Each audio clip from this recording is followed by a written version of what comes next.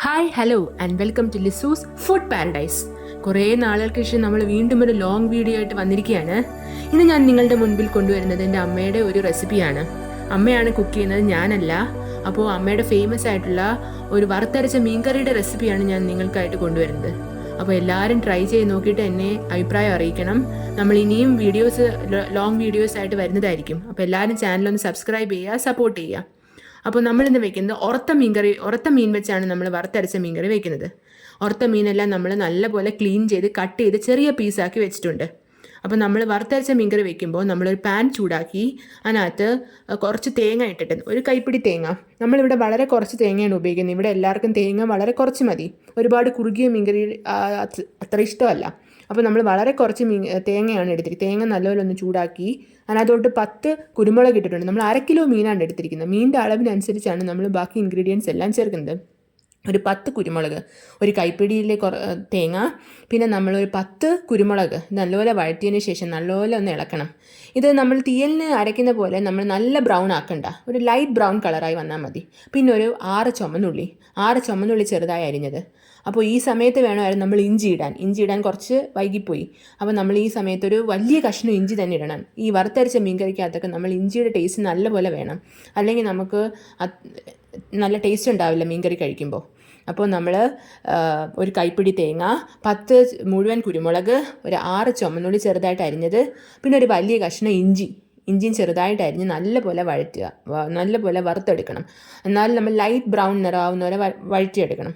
പിന്നെ ഒരു സ്പൂൺ നമ്മൾ വീട്ടിൽ പൊടിച്ച് വെച്ച മഞ്ഞൾപ്പൊടിയാണ് ഇട്ടിരിക്കുന്നത്. പിന്നെ ഒരു 2 സ്പൂൺ എരിയുള്ള മുളകിൻ്റെ പൊടിയും, അതുപോലെ തന്നെ 2 സ്പൂൺ കാശ്മീരി മുളക് പൊടിയാണ് ചേർത്തിരിക്കുന്നത്. 2 സമമാണ് ചേർത്തിരിക്കുന്നത്. 2 സ്പൂൺ എരിയുള്ള മുളക് പൊടി, 2 സ്പൂൺ കാശ്മീരി മുളക് പൊടി, 2 സ്പൂൺ മല്ലിപ്പൊടി.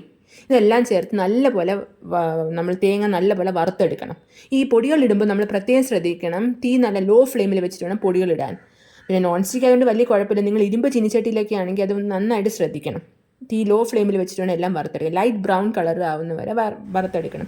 പിന്നെ നമ്മളിതെല്ലാം വെള്ളം ഒഴിച്ച് നല്ലപോലെ മഷി പോലെ മിക്സിയിൽ അരച്ചെടുത്തതിന് ശേഷം നമ്മൾ ചട്ടി വെച്ചു, വെളിച്ചെണ്ണ ഒഴിച്ചു, ഉലുവ ഇട്ട് പൊട്ടിക്കണം. നമ്മൾ വറുത്തരയ്ക്കുന്നതിന് മുളക് കറിക്കും എല്ലാം നമ്മൾ ആദ്യം ഉലുവയാണ് ഇടുന്നത്. ഉലുവ ഇട്ട് പൊട്ടിച്ചതിന് ശേഷം വീണ്ടും നമ്മളൊരു ചെറിയ കഷ്ണം ഇഞ്ചി, ഒരു ടേസ്റ്റിന് വേണ്ടി, ഇഞ്ചിയൊക്കെ നമ്മുടെ ടേസ്റ്റിനനുസരിച്ചാണ്, ഒരു ടേസ്റ്റിന് വേണ്ടി ചെറിയ കഷ്ണം ഇഞ്ചിയും, ഒരു 5-6 ചുമന്നുള്ളിയും, ഒരു 2 കഷ്ണം വെളുത്തുള്ളിയും ഇട്ട് നല്ലപോലെ വഴറ്റും.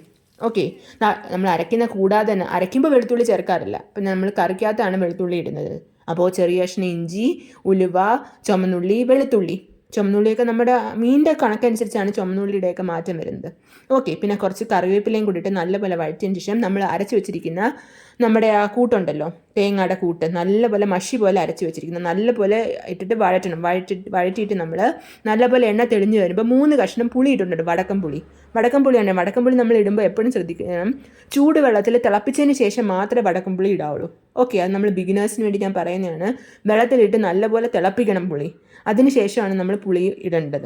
3 കഷ്ണം പുളി ഇട്ടതിന് ശേഷം ആവശ്യത്തിന് ഉപ്പും കൂടി ഇടണം. ഈ സമയത്ത് നമുക്ക് ഇവിടെ 2 സ്പൂൺ ഉപ്പാണ് ഇട്ടിരിക്കുന്നത്. എന്നിട്ട് നമ്മൾ മിക്സി കഴുകിയ വെള്ളവും ഒഴിച്ച് നല്ലപോലെ ഈ അരപ്പ് നല്ലപോലെ തിളച്ച് എണ്ണയെല്ലാം തെളിഞ്ഞ് വരുമ്പോൾ അടച്ചു വെച്ച് നല്ലപോലെ തിളപ്പിക്കണം. തിളപ്പിച്ച് എണ്ണയെല്ലാം തെളിഞ്ഞ് വരുമ്പോൾ നമ്മൾ കഴുകി വൃത്തിയാക്കി വെച്ചിരിക്കുന്ന നമ്മുടെ ഉറത്ത മീൻ നമ്മൾ ഇട്ട് കൊടുത്തിരിക്കുകയാണ്. അപ്പോൾ ഇങ്ങനെയാണ് നമ്മൾ വറുത്തരച്ച മീൻകറി വയ്ക്കുന്നത്. നമുക്ക് കളർ കണ്ടാൽ മനസ്സിലാവും, തീയലിൻ്റെ പോലെ അത്ര ഡാർക്ക് ആയിട്ടില്ല, എന്നാൽ ആയിട്ടുമുണ്ട്. അപ്പം നമ്മൾ അവസാനം കുറച്ച് തിളച്ച് വരുമ്പോൾ കുറച്ച് ഉലുവാപ്പൊടിയും കുറച്ച് വെളിച്ചെണ്ണയും കൂടി ചേർക്കും. ഒരു നുള്ളു ഉലുവാപ്പൊടി മാത്രം ഇട്ടാൽ മതി. ഉലുവാപ്പൊടി കൂടിപ്പോയി കഴിഞ്ഞാൽ എന്ത് സംഭവിക്കും, നല്ലൊരു കയ്പ്പ് ടേസ്റ്റ് വരും. അപ്പോൾ എല്ലാവരും ട്രൈ ചെയ്ത് നോക്കിയിട്ട് അഭിപ്രായം അറിയിക്കുക.